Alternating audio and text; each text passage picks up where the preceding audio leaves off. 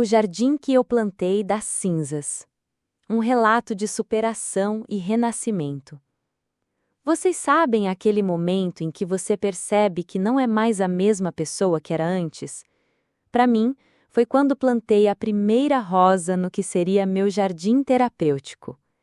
Minhas mãos estavam tremendo, não de medo, mas de uma emoção que eu não conseguia nomear na época. Hoje sei que era a esperança renascendo. Estou aqui, sentada neste mesmo jardim 5 anos depois, cercada por girassóis que se voltam para o sol, rosas que florescem resilientes e lavandas que perfumam o ar com serenidade. É difícil acreditar que tudo isso nasceu das cinzas da pior fase da minha vida. Quero contar para vocês como transformei o pior capítulo da minha vida no prólogo da minha verdadeira história. Meu nome é Marina, tenho 38 anos e hoje dirijo um centro de apoio para mulheres sobreviventes de violência doméstica. Mas isso não era nem um sonho distante há alguns anos atrás. Na verdade, sonhar havia se tornado algo impossível para mim. A vida que eu pensava ter. Quando tinha 28 anos, eu acreditava ter a vida perfeita. Casada com Rafael há 4 anos, morava numa casa bonita no subúrbio, tinha um emprego estável numa empresa de contabilidade. Por fora, éramos o casal dos sonhos. Rafael era charmoso, bem-sucedido, sempre sabia o que dizer nas reuniões sociais. Eu era a esposa exemplar. Organizava jantares, mantinha a casa impecável, sorria nos momentos certos. Mas por dentro, eu estava morrendo devagar.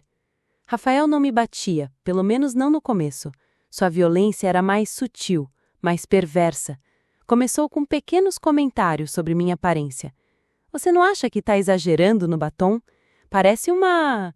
Ou então, nossa, você engordou, tá parecendo minha tia gorda. Risadinhas disfarçadas de brincadeira, mas que cortavam como navalhas. Depois vieram as regras. Não podia sair sozinha porque mulher casada séria não fica se exibindo por aí.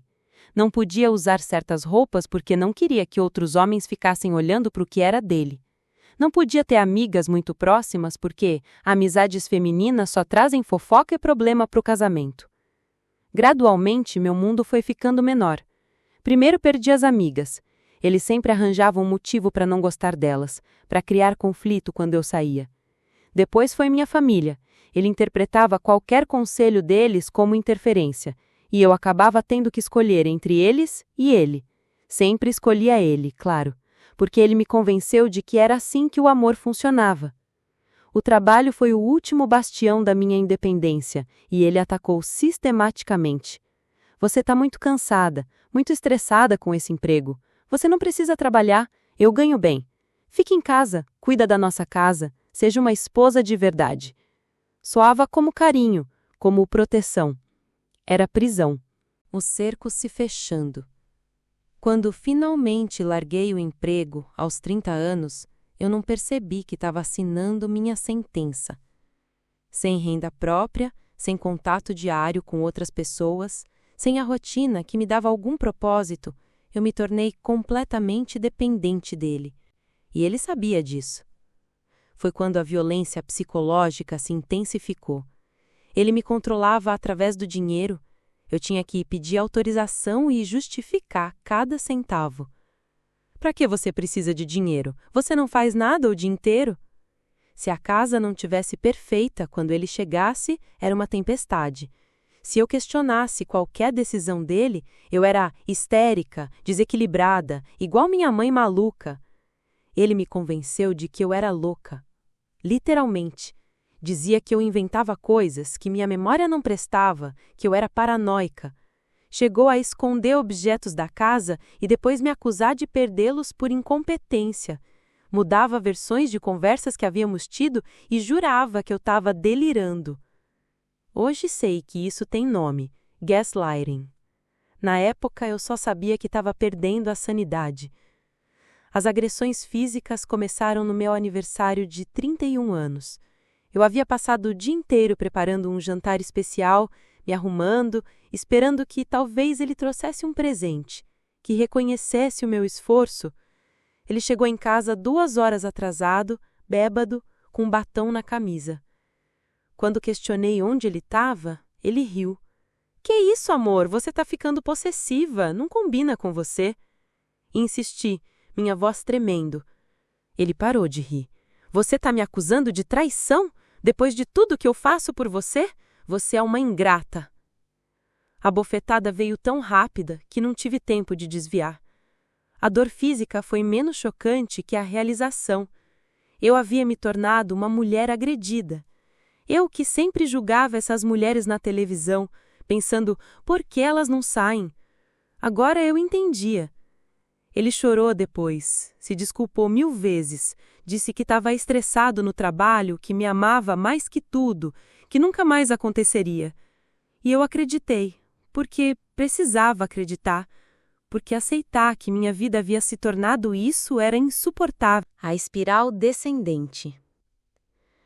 As agressões se tornaram rotina nos próximos 2 anos. Nunca no rosto, ele era esperto. Sempre em lugares que pudessem ser cobertos por roupas. Braços, costas, barriga.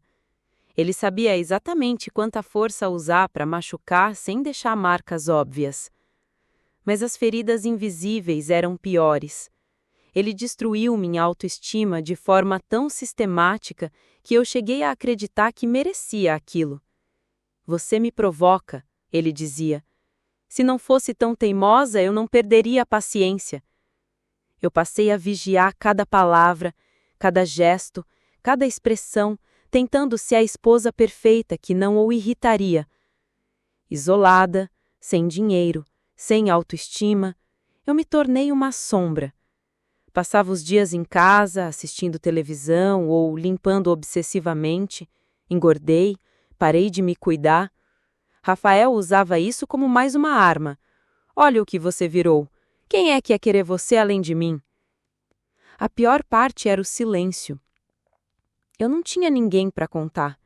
Minha família morava em outra cidade e nosso contato havia se tornado esporádico.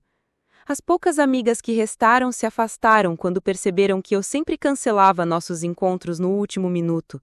Nunca tinha coragem de contar que Rafael havia proibido ou que eu estava machucada demais para sair. Tentei buscar ajuda algumas vezes. Liguei para o Disque Denúncia uma vez, mas desliguei antes de completar a chamada. Procurei sites na internet sobre violência doméstica, mas sempre apagava o histórico depois, com medo que ele descobrisse.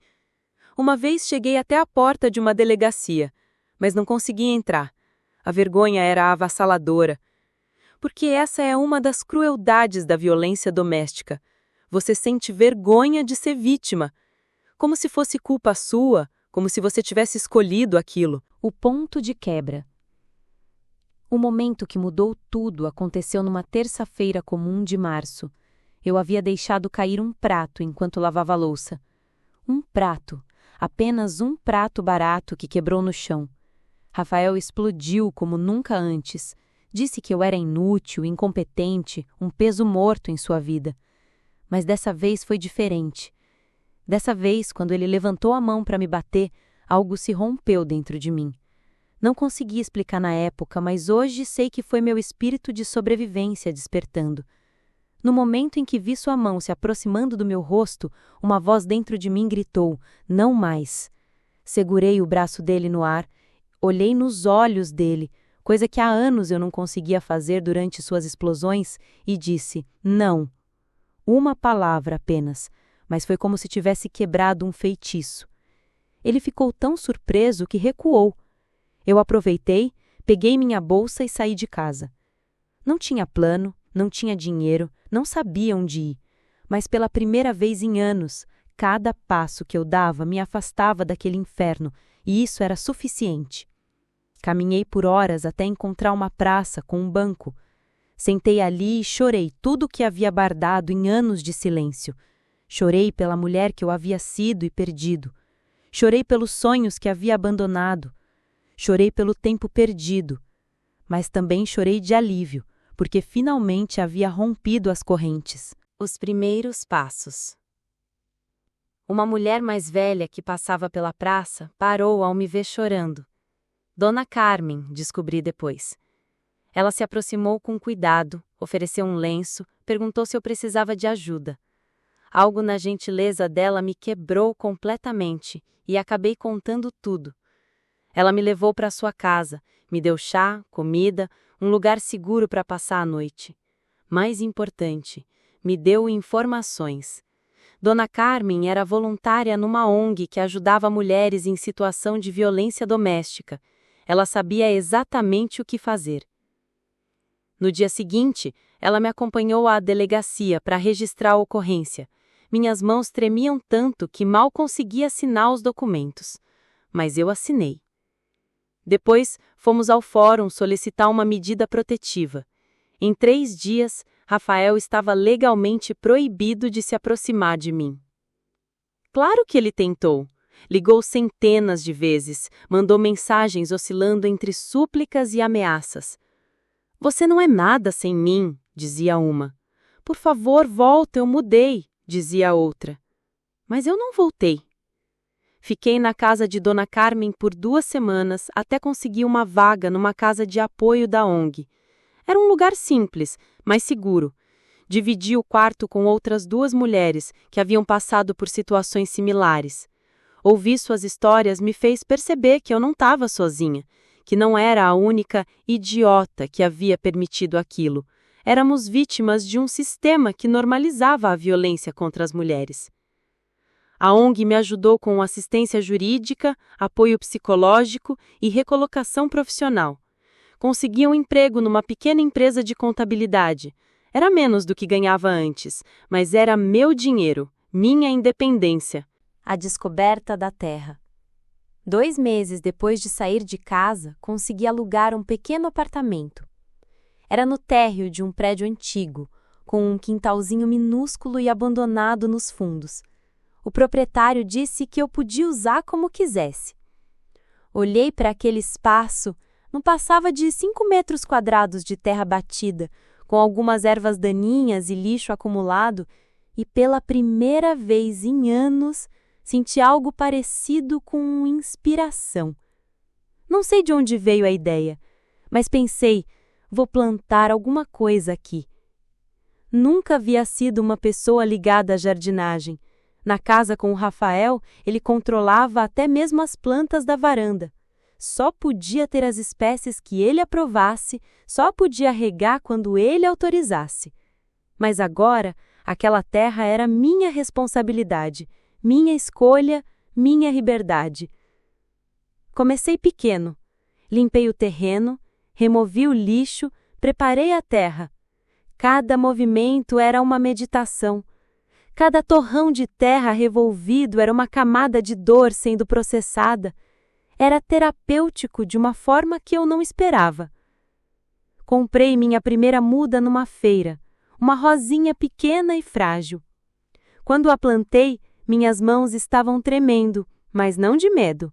Era uma emoção nova, que levei tempo para identificar. Era a esperança. O jardim como metáfora. Cuidar daquela rosinha se tornou minha rotina sagrada.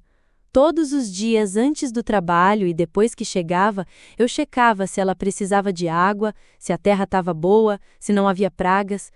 Era um propósito pequeno, mas era meu propósito. A rosa demorou semanas para mostrar sinais de adaptação. Algumas folhas amarelaram, outras caíram. Houve momentos que pensei que ela morreria, exatamente como eu havia pensado sobre mim mesma tantas vezes. Mas persistimos, ela e eu. Quando a primeira rosa desabrochou, 3 meses depois, eu chorei. Era uma rosa cor-de-rosa, simples, imperfeita, mas linda. Estava viva, crescendo, florescendo, apesar de ter sido plantada numa terra que antes só conhecia descuido, exatamente como eu. Isso me deu coragem para plantar mais. Girassóis, porque queria aprender a me voltar para a luz. Lavandas, porque precisava de mais serenidade na minha vida. Manjericão, para temperar a comida que agora eu cozinhava para mim mesma, do jeito que eu gostava.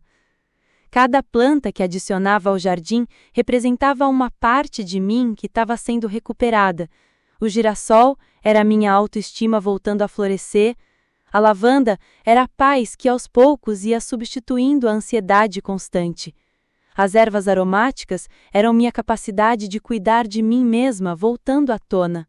A terapia através das plantas. O jardim se tornou minha terapia antes mesmo de eu fazer terapia formal. Ali, sozinha, com as plantas, eu podia ser vulnerável sem medo. Podia chorar quando sentia vontade, podia falar sozinha, podia simplesmente existir sem ter que performar para ninguém. As plantas me ensinaram paciência. Você não pode forçar uma flor a desabrochar mais rápido, assim como não pode forçar uma ferida emocional a curar no tempo que você gostaria. Elas me ensinaram consistência. Cuidados diários, pequenos mas constantes, eram mais eficazes que grandes gestos esporádicos. Me ensinaram resiliência. Algumas plantas morreram, e eu aprendi que fazia parte do processo, que não significava falha pessoal. Depois de 6 meses cuidando do jardim, finalmente tive coragem de buscar ajuda psicológica profissional. A ONG me indicou uma terapeuta especializada em trauma e violência doméstica. Nas primeiras sessões, eu mal conseguia falar. Mas aos poucos, fui encontrando palavras para nomear o que eu havia vivido. A terapeuta me ajudou a entender que os sintomas que eu experimentava, ansiedade, insônia, hipervigilância, flashbacks, eram normais para alguém que havia passado por trauma prolongado, que eu não estava louca como Rafael havia me convencido, que minha mente estava processando feridas profundas e isso levava tempo. O jardim cresce, eu cresço. À medida que os meses passavam, meu jardim crescia junto comigo. O que começou como 5 metros quadrados de terra batida se transformou num pequeno oásis. Eu havia aprendido sobre diferentes tipos de solo, sobre épocas de plantio, sobre poda e fertilização. Mais importante, havia aprendido sobre mim mesma. Descobri que tinha uma paixão genuína pela jardinagem, algo que era completamente meu. Rafael nunca poderia ter influenciado essa descoberta porque ela aconteceu longe dele, em segurança, no meu próprio ritmo. Comecei a documentar o crescimento do jardim com fotos. Vendo a transformação registrada em imagens, conseguia enxergar minha própria transformação. A mulher magra, pálida e assustada das primeiras fotos foi gradualmente dando lugar a alguém com mais cor, mais vida nos olhos, mais confiança na postura. Após 1 ano de terapia, minha terapeuta sugeriu que eu considerasse dividir minha experiência com outras mulheres. Você tem uma perspectiva única, disse ela. Sua jornada de cura através da jardinagem pode inspirar outras pessoas. A princípio, a ideia me aterrorizou. Falar sobre trauma em público? Expor minha história? Mas ela me lembrou que eu já havia feito a parte mais difícil. Havia sobrevivido e estava prosperando. Compartilhar poderia ser o próximo passo da minha cura, plantando sementes em outros corações. Comecei pequeno. Ofereci um workshop sobre jardinagem terapêutica na ONG que me havia ajudado. Eram apenas 5 mulheres, todas sobreviventes como eu. Minhas mãos tremiam quando eu comecei a falar, mas quando vi o interesse nos olhos delas, algo se acalmou dentro de mim. Ensinei coisas básicas, como preparar a terra, como escolher plantas adequadas para iniciantes, como estabelecer uma rotina de cuidados. Mas o que aconteceu foi muito além da jardinagem técnica. Elas começaram a falar sobre suas próprias experiências enquanto mexiam na terra. A jardinagem criou um espaço seguro para compartilhamento. Uma das mulheres, Júlia, havia saído de um relacionamento abusivo há apenas 1 mês. Ela plantou violetas, flores pequenas e delicadas, mas resistentes. Quero ser como elas, disse. Parecer frágil, mas ser forte por dentro. Outra, Conceição, escolheu suculentas. Preciso aprender a guardar água para os tempos secos, explicou. E todas entendemos que não estava falando apenas de plantas. O workshop foi um sucesso inesperado. As mulheres me procuraram depois, querendo saber quando haveria outro. A coordenadora da ONG me perguntou se eu toparia fazer disso algo regular. Foi assim que nasceu o projeto Jardim da Esperança.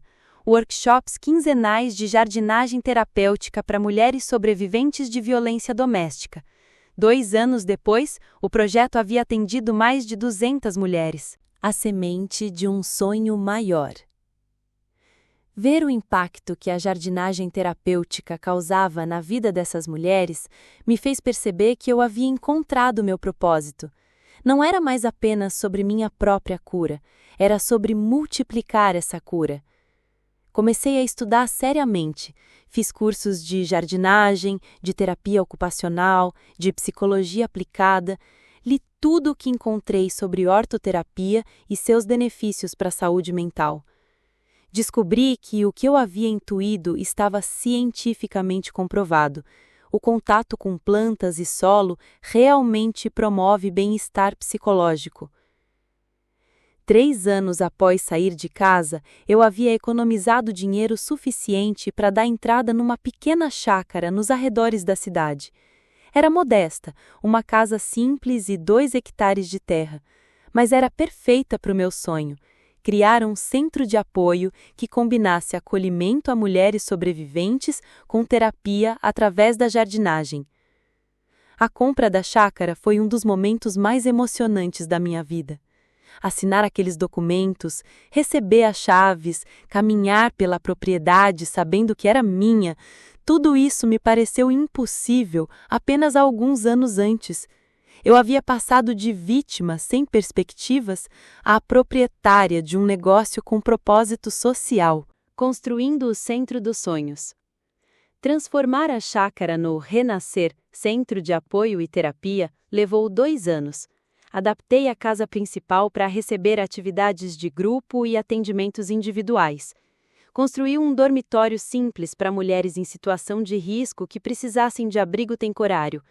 Mas o coração do projeto eram os jardins. Criei diferentes espaços temáticos. O Jardim da Reflexão, um espaço íntimo com bancos cercados por plantas medicinais, onde as mulheres podiam meditar ou simplesmente ter momentos de silêncio. O Jardim Produtivo, hortas onde cultivávamos alimentos orgânicos que eram usados nas refeições do centro e vendidos para gerar renda. O Jardim Sensorial, plantas com diferentes texturas, aromas e cores, especialmente planejado para exercícios de mindfulness e reconexão com o presente. O Jardim das Memórias, onde cada mulher que passava pelo centro podia plantar algo em homenagem a si mesma, criando um símbolo vivo de sua jornada de superação.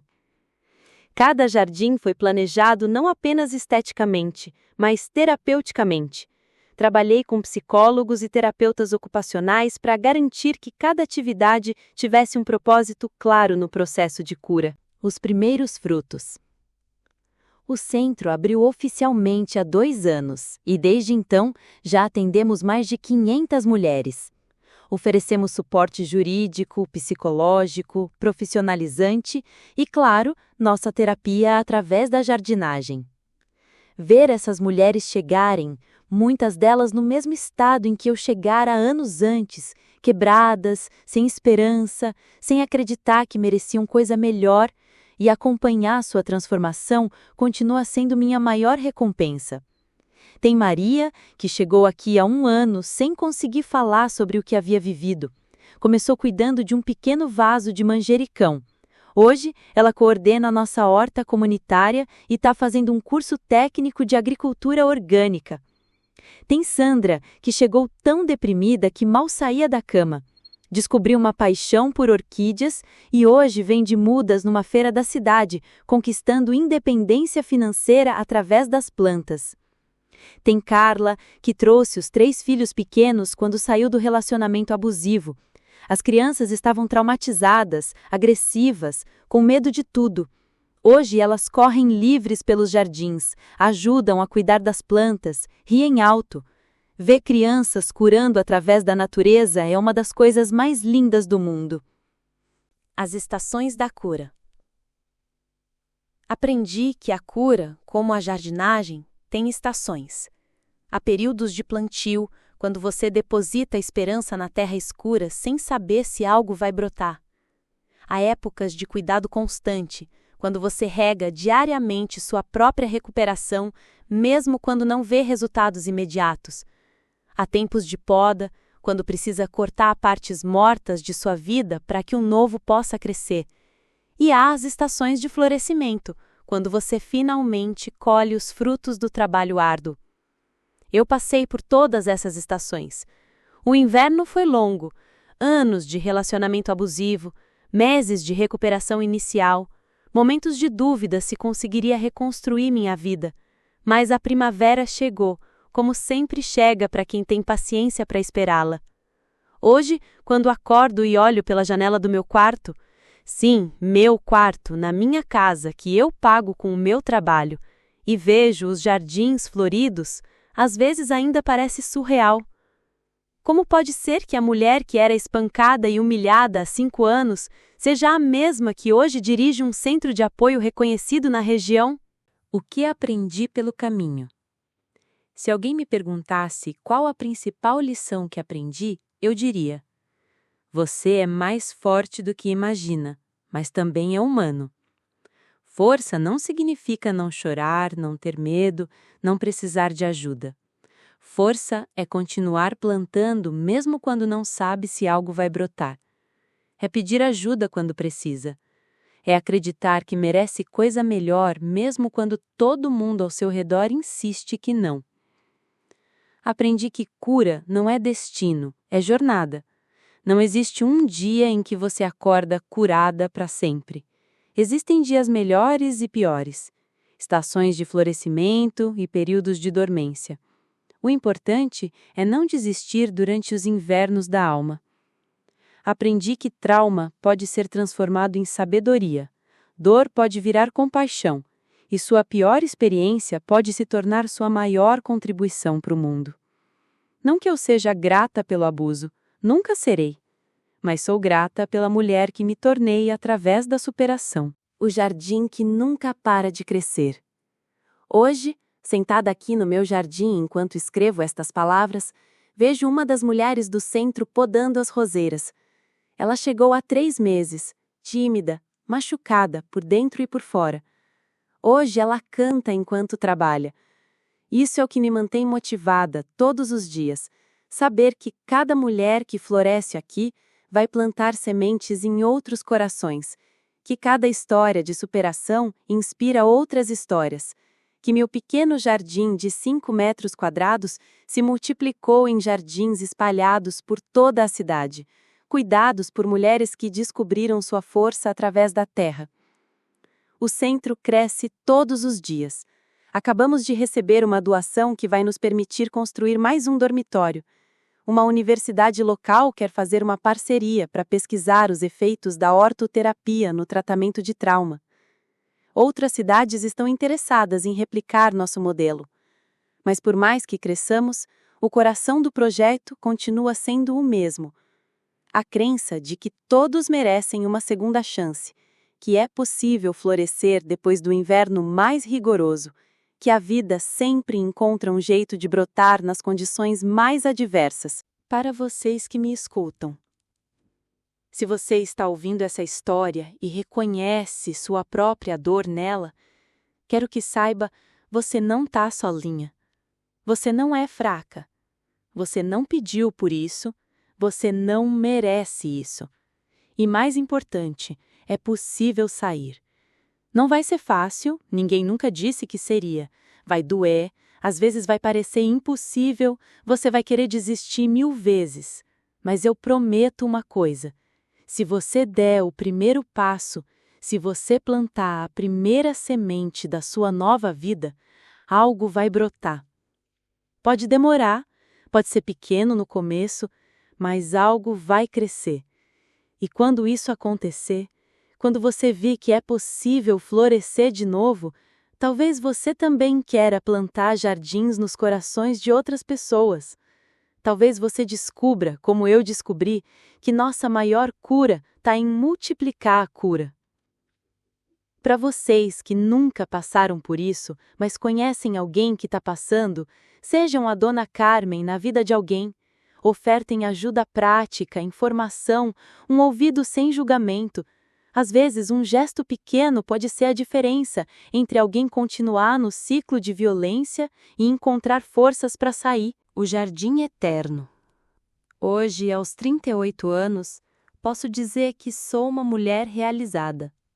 Não porque minha vida é perfeita. Ainda tenho dias difíceis, ainda faço terapia, ainda sinto os ecos do trauma às vezes, mas porque encontrei um propósito que dá sentido a tudo que vivi.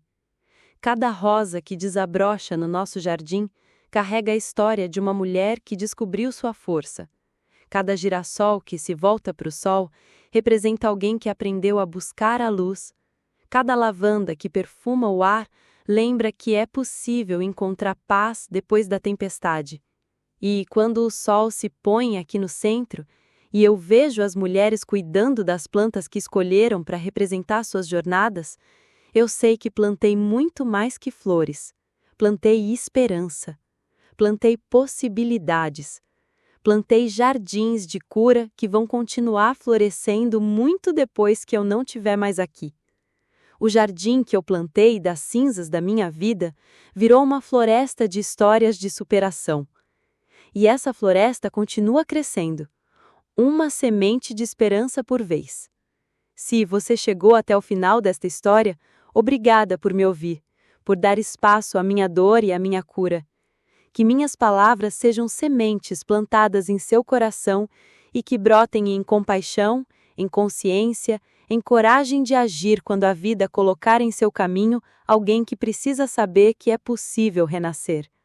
O jardim nunca para de crescer. A esperança nunca para de florescer. E nós, mulheres, que encontramos nossa força nas cinzas de nossas vidas, nunca paramos de plantar possibilidades. Marina, aos 38 anos, no jardim que plantou das cinzas de sua antiga vida. Se você, ou alguém que conhece, está passando por situação de violência doméstica, lembre-se, ajuda existe. Ligue 180, Central de Atendimento à Mulher, ou procure a delegacia da mulher mais próxima. Você não está sozinha e você merece uma vida sem violência.